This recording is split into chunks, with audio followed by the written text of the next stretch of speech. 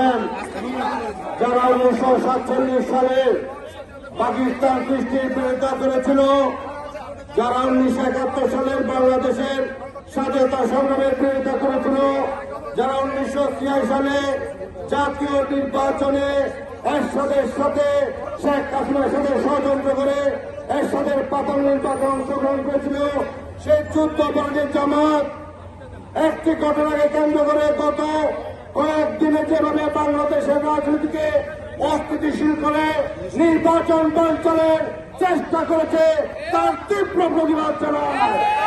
আমরা বলতে চাই, এই যুদ্ধপরাধী দল জামাত বাংলাদেশে রাজনীতি করতে পারত না যদি না 1971 সালে স্বাধীনতার ঘোষণা শহীদ রাষ্ট্রপতি জিয়া রহমানের চট্টগ্রাম থেকে স্বাধীনতার ঘোষণা জানা দিতেন।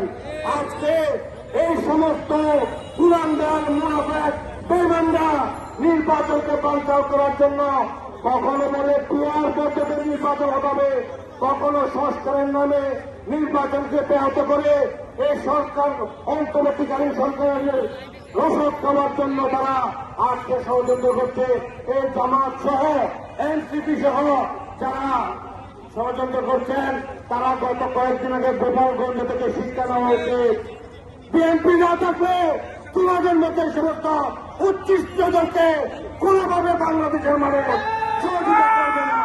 আপনাদের সবাইকে বিএনপি বেগম খালেদা জিয়া তারেক রহমানের নেতৃত্ব ঐক্যবদ্ধ থেকে আগামী নির্বাচনে তারেক রহমানের নেতৃত্বে গণতান্ত্রিক সরকার প্রতিষ্ঠার উদাত্ত আহ্বান জানিয়ে আমি আমার সংক্ষিপ্ত বক্তব্য শেষ করছি। সবাইকে ধন্যবাদ। খুদা হাফেজ। বাংলাদেশ জিন্দাবাদ।